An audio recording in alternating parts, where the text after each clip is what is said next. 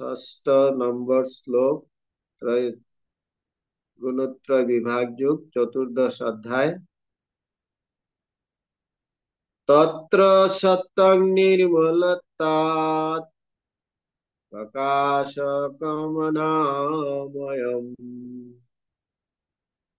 সুখ সঙ্গেন বন্ধন্তি জ্ঞান সঙ্গেন চানঘ। তত্র সত্যং নির্মলত্বাৎ প্রকাশকমনাময়ম সুখ সঙ্গেন বন্ধন্তি জ্ঞান সঙ্গেন চানঘ। তত্র সত্যং নির্মলত্বাৎ প্রকাশকমনাময়ম সুখ সঙ্গেন বন্ধন্তি জ্ঞান সঙ্গেন চানঘ। শব্দার্থ: তত্র সেই গুণসমূহের মধ্যে সত্যম সত্যগুণ নির্মলত্বাৎ জড় জগতে সবচেয়ে নির্মল হওয়ার ফলে, প্রকাশকম প্রকাশকারী, অনাময়ম পাপ শূন্য, সুখ সুখ, সঙ্গেন সঙ্গের দ্বারা, বন্ধান্তি বন্ধাতি আবদ্ধ করে, জ্ঞান জ্ঞান সঙ্গেন সঙ্গের দ্বারা, চ অনঘ ও নিষ্পাপ, হে নিষ্পাপ। ছিল প্রভুপাদকৃত অনুবাদ এবং তাৎপর্য। হে নিষ্পাপ, সেই গুণসমূহের মধ্যে সত্যগুণ নির্মল হওয়ার ফলে প্রকাশকারী ও পাপ শূন্য এবং তার সুখ ও জ্ঞানের সঙ্গীত দ্বারা জীবকে আবদ্ধ করে। তাৎপর্য: জড় প্রকৃতির বন্ধনে আবদ্ধ জীব নানা রকমের। তাদের মধ্যে কেউ সুখী, কেউ আবার খুব কর্মচঞ্চল, কেউ অসহায়। প্রকৃতিতে জীবেদের বন্ধন দশার কারণ এই সমস্ত মানসিক অভিপ্রকাশ। তারা যে কেমন করে বিভিন্নভাবে আবদ্ধ হয় তা ভগবদ্গীতার এই অধ্যায়ে বর্ণনা করা হয়েছে। প্রথমে সত্যগুণের বিবেচনা করা হয়েছে। জড় জগতে সত্যগুণের বিকাশ সাধনের পরিণতি এই যে তা অন্য গুণের দ্বারা প্রভাবিত জীবেদের থেকে অধিক জ্ঞান সম্পন্ন করে তোলে। সত্যগুণে অধিষ্ঠিত মানুষ জড় জগতের দুঃখ কষ্ট দ্বারা ততটা প্রভাবিত হন না এবং তিনি জড়জাগতিক জ্ঞান আহরণ করতে উৎসুক। এই ধরনের মানুষ হলেন ব্রাহ্মণ, যিনি সত্যগুণে অধিষ্ঠিত থাকেন। এই স্তরের সুখানুভূতির কারণ হচ্ছে সত্যগুণে অধিষ্ঠিত জীব সাধারণত পাপ কর্ম থেকে অনেকটা মুক্ত থাকেন। প্রকৃতপক্ষে বৈদিক শাস্ত্রে বলা হয়েছে যে সত্যগুণের অর্থ উন্নত জ্ঞান এবং অধিকতর সুখানুভূতি। এখানে অসুবিধা হচ্ছে এই যে সত্যগুণে অধিষ্ঠিত হলে জীব মহাচ্ছন্ন হয়ে নিজেকে খুব জ্ঞানী ও অন্যদের থেকে শ্রেষ্ঠ বলে মনে করে। এইভাবে তিনি জড়জগতের বন্ধনে আবদ্ধ হয়ে পড়েন। সেই সম্বন্ধে সবচেয়ে ভালো দৃষ্টান্ত হলেন বিজ্ঞানী ও দার্শনিকেরা।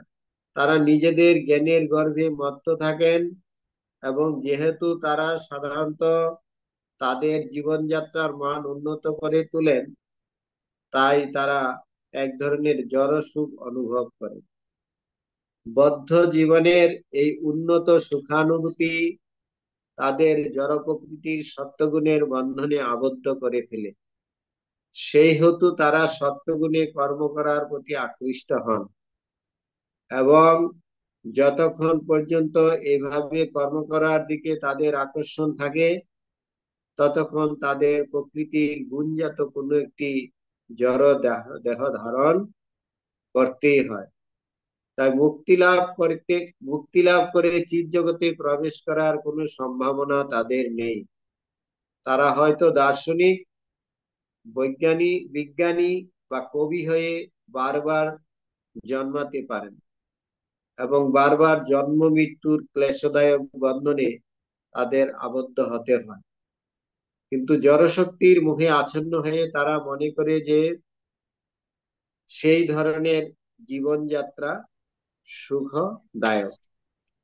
হরে কৃষ্ণ। এখানে ছিল প্রভুপাদের অনুবাদ এবং প্রাঞ্জল তাৎপর্য সমাপ্ত। তো পূর্ববর্তী আমরা 5 নম্বর শ্লোকে কালকে আমরা আলোচনা করেছি যে প্রকৃতির 3টি গুণ, সত্য, রজ এবং তম গুণ।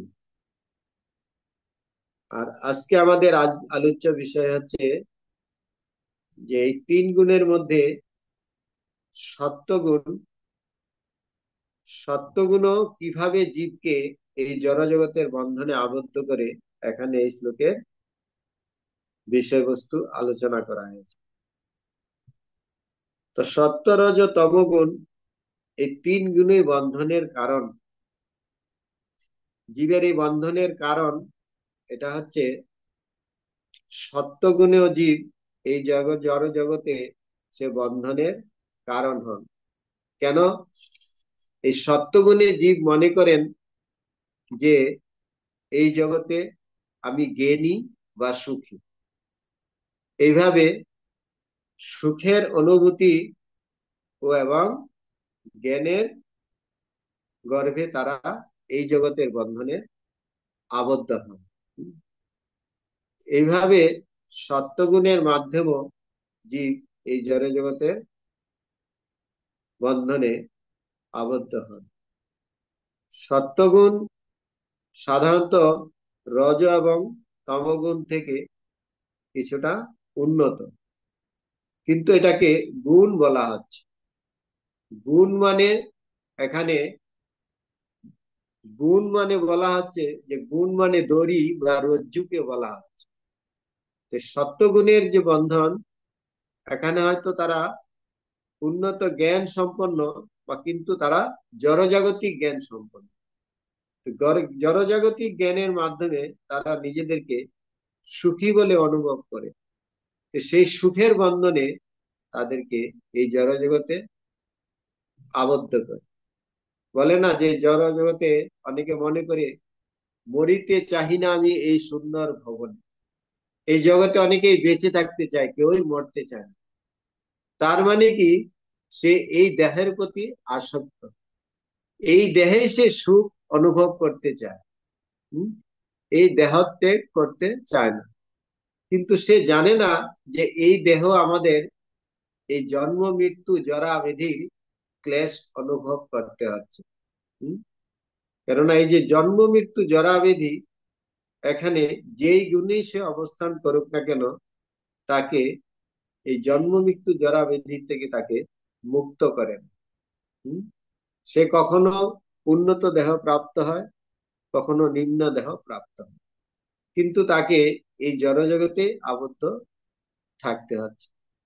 তো সত্যগুণের যে বন্ধন, যে নিজেকে এই জড়জগতে সুখী বলে মনে করে। সাধারণত যারা জ্ঞানী, এই জ্ঞানী এই জড়জাগতিক যে জ্ঞান, তার ফলে একটা উদাহরণ এখানে দেওয়া আছে, যেমন ব্রাহ্মণ। এখানে ব্রাহ্মণ যে বলা হয়েছে যে ব্রাহ্মণরা সত্যগুণে অধিষ্ঠিত, কিন্তু সত্যগুণে অধিষ্ঠিত হলেও কিন্তু তারা এই সত্যগুণে ব্রাহ্মণ এই গুণের মাধ্যমে তারা নিজেকে সুখী বা অন্যান্য স্তর থেকে তাদেরকে নিজেকে উন্নত বলে মনে করে। এখানে যে ব্রাহ্মণ, ক্ষত্রিয়, বৈশ্য, শূদ্র 4 বর্ণ রয়ে গেছে। 4 বর্ণের মধ্যে সে যে বর্ণেই থাকুক না কেন, কিন্তু সেই বর্ণের দ্বারা সে যদি গর্ব অনুভব করে যে হ্যাঁ আমি ব্রাহ্মণ, আমি অন্যান্য বর্ণ থেকে উন্নত, কিন্তু এই যে উন্নত বলে সে মনে করছে, সে নিজেকে সুখী বলে মনে করছে, যে অন্যান্য স্তর থেকে তাকে উন্নত বলে মনে করছে, সেইভাবে সে এই জগতের প্রতি সে আসক্ত আসক্ত হচ্ছে এবং সে জ্ঞানের বন্ধনেই আসক্ত থাকছে। এইভাবে এখানে তাৎপর্যে আরো দুইটি উদাহরণ দেওয়া হয়েছে, যেমন বিজ্ঞানী এবং দার্শনিকেরা, তারাও মনে করে যে আমরা এই জড়জগতের অন্যান্য স্তর থেকে অনেক উন্নত। এই জগতে তারা নিজেদেরকে উন্নত বলে মনে করলো, কিন্তু এই জগতে যে উন্নত দশা, কিন্তু তারা এখান থেকে যে জন্ম মৃত্যুর চক্র থেকে তারা মুক্ত হতে পারে না। এজন্য ভগবান শ্রীকৃষ্ণ অর্জুনকে বলেছিলেন যে এই জড়জগতে যে প্রকৃতির তিনটি গুণ, সাধারণত বেদে এই তিনটি গুণ সম্বন্ধে বিস্তারিত ভাবে আলোচনা করা হয়েছে। সেখানে ত্রৈগুণ্য বিষয়বেদা নিস্ত্রৈগুণ্য ভাবার জন্য প্রকৃতিতে সাধারণত তিনটি গুণ সম্বন্ধে আলোচনা করা হয়েছে, কিন্তু এই তিনের গুণের ঊর্ধ্বে যতক্ষণ অব্দি কেউ উন্নত না হচ্ছে ততক্ষণ অব্দি সে এই গুণের বন্ধন থেকে মুক্ত হতে পারছে না। কেননা এই জগতে সবাই এই দেহের বিভিন্ন রকম, তারা এই দেহের মাধ্যমে বিভিন্ন রকম দৈহিক সুখ ভোগ বা এভাবে আনন্দ লাভ করতে পারে। যেমন দৈহিক ভাবে কেহ দৈহিক ভোগ, এই দেহের হচ্ছে ভোগ। এই দেহ কি চায়? এই দেহ চায় শুধু ভোগ। আর মন কি চায়? মন চায় সুখ। কিন্তু আনন্দ কে পাবে? আনন্দ একমাত্র আত্মাই লাভ করতে পারে। এইভাবে দেহাত্ম বুদ্ধি থেকে যতক্ষণ অব্দি আমরা আত্মতত্ত্বের জ্ঞানে উপলব্ধি, আত্মতত্ত্বের জ্ঞানে উপনীত না হচ্ছি ততক্ষণ অব্দি আমরা আনন্দ লাভ করতে পারছি না। এই আনন্দের স্তর হচ্ছে এই দেহ এবং মানসিক স্তর থেকে উন্নত স্তর। এই জন্য দৈহিক ভোগ মানুষ আর মানসিক সুখ, কিন্তু আত্মার আনন্দ, আত্মার আনন্দ একমাত্র ভগবত ভক্তরাই উপলব্ধি করতে পারে। হ্যাঁ, এই জগতে আমরা অনেক সময় দেখতে পাচ্ছি, একটা উদাহরণ দেওয়া হয়েছে, যে কেউ যখন একটি নাগরদোলায় চড়ে, তো নাগরদোলায় চড়ে সে কখনো, যখন নাগরদোলার উপর নিচু তাকে হ্যাঁ উঠছে, তখন সে কখনো সুখ অনুভব করছে, কখনো দুঃখ অনুভব করছে। তো এই জগতেও কেউ, অনেকে বিভিন্ন কর্মের মাধ্যমে, সকাম কর্মের মাধ্যমে, পুণ্য কর্মের মাধ্যমে সে কখনো ঊর্ধ্বগতি প্রাপ্ত হচ্ছে বা উন্নত লোক প্রাপ্ত হচ্ছে। কিন্তু উন্নত লোক প্রাপ্ত হলেও কেউ যদি স্বর্গলোকও প্রাপ্ত হয়, বলা হচ্ছে তাকে ক্ষীণে পুণ্যে মর্তলোকে বিসন্তি। তাদের পুণ্য যখন ক্ষয় হয়ে যাচ্ছে তাদেরকে আবার এই জড়জগতেই আসতে হচ্ছে। পুণ্য কর্মের যে ফল সেটাও অনিত্য ফল। পাপ এবং পুণ্য দুইটাই অনিত্য। তো পুণ্য কর্মের ফলও অনিত্য। এইভাবে তাকে আবার এই জড়জগতেই আসতে হচ্ছে। এইভাবে সে কখনো এই জড়জগতের কর্মের বন্ধন থেকে সে মুক্ত হতে পারছে না। কবু স্বর্গে কবু মর্তে, কখনো সে স্বর্গে কখনো মর্তে, এভাবে সে এই সারা ব্রহ্মাণ্ডে 84 লক্ষ যোনিতে বিভিন্ন রকম দেহে তাকে বারবার আবর্তিত হতে হচ্ছে। কেননা এটা হচ্ছে আমাদের এই যে দেহের দোষ, জন্ম মৃত্যু জরা ব্যাধি দুঃখ দুঃখ দর্শনানা। এই জগতে কেউ যতক্ষণ অব্দি উপলব্ধি না করতে পারছে যে আমাদের এই যে জগতে চারটা দোষ রয়ে গেছে, এই চারটা দোষ থেকে আমাদেরকে মুক্ত হতে হবে। এই চারটা দোষ কি? যে জন্ম মৃত্যু জরা ব্যাধি। এই জগতে আমি কোনো উন্নত স্তরে থাকলো, কিন্তু আমাদের এই চারটা জিনিস থেকে আমরা কখনো মুক্ত হতে পারছি না। সেটা কি? এটা হচ্ছে জন্ম মৃত্যু জরা ব্যাধি। সে যেখানেই যাবে, সে যদি স্বর্গলোকেও যাবে, সত্যলোকেও যাবে, ব্রহ্মলোকেও যাবে, তবু তাদেরকে এই চারটা জিনিস তাকে অতিক্রম করতে হবে। সেটা জন্ম মৃত্যু জরা ব্যাধি তাকে ভোগ করতে হয়। প্রকৃতপক্ষে এখানে কেউই যথার্থ মুক্তি লাভ করতে পারে না। মুক্তি একমাত্র সেই লাভ করতে পারে সে যখন তার স্বরূপে উপনীত হতে পারে। মুক্তির হিতা স্বরূপে না ব্যবস্থিত, যে আমাদের প্রকৃত মুক্তি হচ্ছে আমাদের যে স্বরূপ, আমরা হচ্ছে ভগবানের নিত্য দাস। যতক্ষণ অব্দি আমরা পূর্ণরূপে ভগবানের সেবায় যুক্ত না হচ্ছি, ততক্ষণ অব্দি আত্মা এই জগৎ থেকে সে মুক্তি লাভ করতে পারছে না। নাইলে তাকে আবার এই জড় জগতে আসতে হচ্ছে। এই জন্য শাস্ত্রে বলা হয়েছে, জ্ঞান কাণ্ড কর্মকাণ্ড সকলেই বিষয়ের ভাণ্ড, অমৃত বলিয়া যেবা খায়, নানা জনি ভ্রমণ করে, কদর্য ভক্ষণ করে, তার জন্ম অধপাতে যায়। জ্ঞান কাণ্ড কর্মকাণ্ড সকলেই বিষের ভাণ্ড। এই জগতে কেউ জ্ঞানী হতে চায়, কেউ কর্মকাণ্ডে উপাসনা করতে চায়, কিন্তু সেগুলি সবগুলাকেই বিষের ভাণ্ড বলে বলা হয়েছে। অমৃত বলিয়া যেবা খায়, নানা জনি ভ্রমণ করে। নানা জনি মানে তাকে 84 লক্ষ জনিতেই বারবার ভ্রমণ করতে হচ্ছে। নানা জনি ভ্রমণ করে, কদর্য ভক্ষণ করে। কদর্য ভক্ষণ করে মানে বিভিন্ন জীব দেহে তাকে বিভিন্ন রকম তাকে আহার সুখ উপভোগ করতে হয়। যেমন পশুজনিতে তাকে বিভিন্ন রকম নিম্ন স্তরের আহার, যেমন একটা শূকর জনিতে সে তার নোংরা খাদ্য, ড্রেনের খাদ্য খেয়ে সে নিজেকে সুখ অনুভব করছে। কিন্তু একজন শুদ্ধ সত্য সম্পন্ন গুণ ব্যক্তি, তিনি বুঝতে পারে যে তাদের প্রকৃত পরিস্থিতি কি অবস্থায় আছে। এইভাবে জীব 84 লক্ষ জনিতে সে যতক্ষণ অব্দি এই সত্য রজ তম গুণের দ্বারা আবদ্ধ থাকে, ততক্ষণ অব্দি সে এই জগৎ থেকে মুক্ত হতে পারে। তো এই শ্লোকের তাৎপর্যের বিষয়বস্তু হচ্ছে যে সত্যগুণ জীবকে সুখের অনুভূতির মাধ্যমে তাকে বন্ধনে আবদ্ধ করে। একটা উদাহরণ দিলে আমরা বুঝতে পারবো। যেমন এক সময় স্বর্গের রাজা ইন্দ্র, স্বর্গের রাজা ইন্দ্র তার গুরুদেবের চরণে কোনো কারণে অপরাধ করার ফলে তাকে এই মর্তলোকে শূকর জনিতে জন্মগ্রহণ করতে হয়েছে।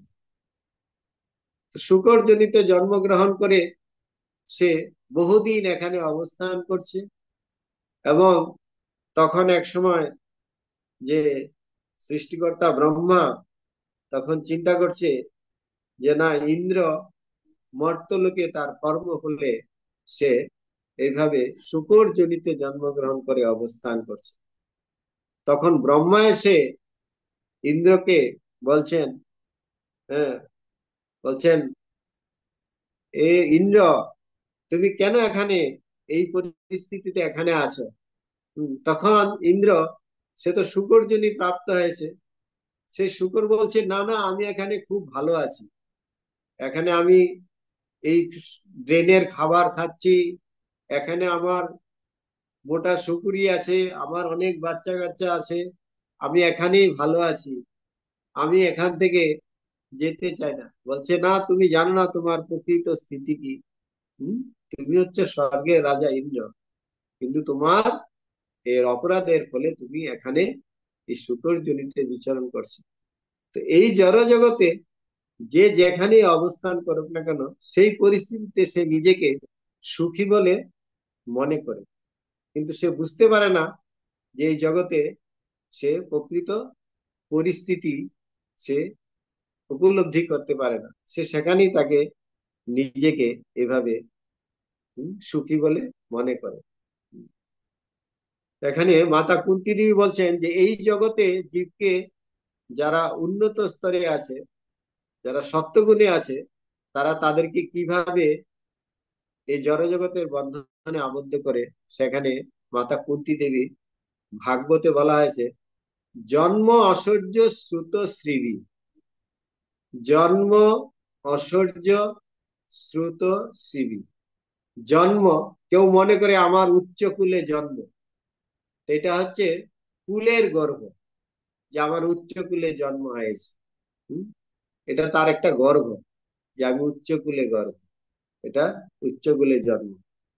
জন্ম ঐশ্বর্য, কারো অনেক ধন সম্পদ আছে, সে নিজে খুব ধন সম্পদের গর্বে গর্বান্বিত হচ্ছে, তাতে সে নিজেকে এই জগতে সুখী বলে মনে করছে। জন্ম ঐশ্বর্য শ্রুত, কেউ হয়তো, শ্রুত মানে অনেক পাণ্ডিত্য আছে, তো এই পাণ্ডিত্যের দ্বারা সে মনে করছে এই জগতে আমি অন্যান্য স্তর থেকে অনেক উন্নত স্তরে আছি, তো এভাবে সে নিজেকে সুখী বলে মনে করছে। হ্যাঁ, জন্ম ঐশ্বর্য শ্রুত শ্রীভি, কেউ খুব সৌন্দর্য দেহ লাভ করেছে, তো কেউ কেউ খুব সৌন্দর্য দেহ লাভ করে সে তার সৌন্দর্যের গর্ভে গর্বান্বিত হচ্ছে। এইভাবে এই জগতে যে মানুষ জন্ম ঐশ্বর্য শ্রুত শ্রীভি, এভাবে চারটা জিনিসের দ্বারা এই জগতে সে বন্ধদশা লাভ করছে। এইভাবে প্রকৃতির তিন গুণ তাকে বারবার এই জগতের বন্ধনেই আবদ্ধ করছে। এই জন্য আমাদেরকে এই প্রকৃতির যে তিন গুণ, এই তিন গুণ থেকে আমাদেরকে মুক্ত হতে হবে। হম? এই প্রকৃতির তিন গুণ থেকে মুক্ত হতে হলে আমাদেরকে যে বেদান্ত দর্শন, যে বেদান্ত বেদ বলছে, বেদে সাধারণত প্রকৃতির তিনটি গুণ সম্বন্ধে আলোচনা করা হয়েছে, কিন্তু বেদান্তের যে মূল তত্ত্ব, যে বেদান্ত, এই বেদান্তের ভাষ্য হচ্ছে যে গীতা ভাগবত, এখানে আমাদেরকে উপলব্ধি করতে হবে যে আমাদের জীবনের উদ্দেশ্য হচ্ছে অথাতু ব্রহ্ম জিজ্ঞাসা। অথাতু ব্রহ্ম জিজ্ঞাসা মানে আমি কে, ভগবানকে, ভগবানের সাথে আমার কি সম্পর্ক, এবং সেই সম্পর্ক জেনে আমার কি করণীয়, এটা আমাদেরকে উপলব্ধি করতে হবে। যতক্ষণ অবধি এই উপলব্ধি আমাদের না আসছে, ততক্ষণ অবধি আমাদেরকে এই জড় জগতের তিন গুণের বন্ধনেই আবদ্ধ থাকতে হচ্ছে। ছিল ভক্তি বিনোদ ঠাকুর, তিনি বলছেন এই যে জড় বিদ্যা, এই জড় বিদ্যা আমাদেরকে এই জড় জগতের বন্ধনেই আবদ্ধ করে রাখে। জড় বিদ্যা মায়ার বৈভব, তোমার ভজনে বাধা, অনিত্য সংসারে মোহ জনমিয়া জীবকে করে গাধা। জীব যতক্ষণ অব্দি এই জড় বিদ্যার গর্বে গর্বিত থাকে, তাকে সবসময় এই জড় জগতের যে কোনো একটি দেহেই তাকে ভ্রমণ করতে হচ্ছে। আর এই দেহে যতক্ষণ অব্দি থাকবে তাকে এই জন্ম মৃত্যু জরাবেদির চক্রে তাকে আবদ্ধ থাকতেই হচ্ছে। এটা হচ্ছে আজকের এই অধ্যায়ের 6 নম্বর শ্লোকের বিষয়বস্তু, যে সত্যগুণ, এই সত্যগুণ জীবকে এই জড় জগতের বন্ধনে আবদ্ধ করে। তত্র সত্য নির্মলা, এই সত্যগুণ নির্মল, কিন্তু নির্মল হলো প্রকাশক মনাম সুখ সঙ্গেন বন্ধান্তি। এই সুখের সঙ্গের, যে নিজেকে সুখী বলে মনে করে, তাকে এই জড় জগতের বন্ধনে আবদ্ধ করে রাখে। একটা হচ্ছে সুখের অনুভূতি, আর একটা হচ্ছে জ্ঞান সঙ্গেন জানে, এই জ্ঞানের সঙ্গের ফলে তাকে এই জগতের বন্ধনে আবদ্ধ করে রাখে। হরে হরে কৃষ্ণ। হরে কৃষ্ণ। নিত্যাচ্যুত গোপাল প্রভু, হরে কৃষ্ণ। ধন্যবাদ প্রভু। ধন্যবাদ, প্রণাম। তো কালকে তো আমাদের বললাম মহারাজ আশীর্বাদ দিবেন, কিন্তু হঠাৎ পাহাড়ে উঠে গেলাম আর নেটটা চলে গেল। তো আজকে আমি মহারাজকে অনুরোধ করেছি আমাদের ভক্তদেরকে একটু আশীর্বাদ দেওয়ার জন্য। তো মহারাজ বলছেন ঠিক আছে, একটুখানি আমরা মহারাজের আশীর্বাদ বাণী শ্রবণ করবো। হরে কৃষ্ণ। 1 মিনিট একটু প্রস্তুতি। भक्ति पुरुषोत्तम महाराज।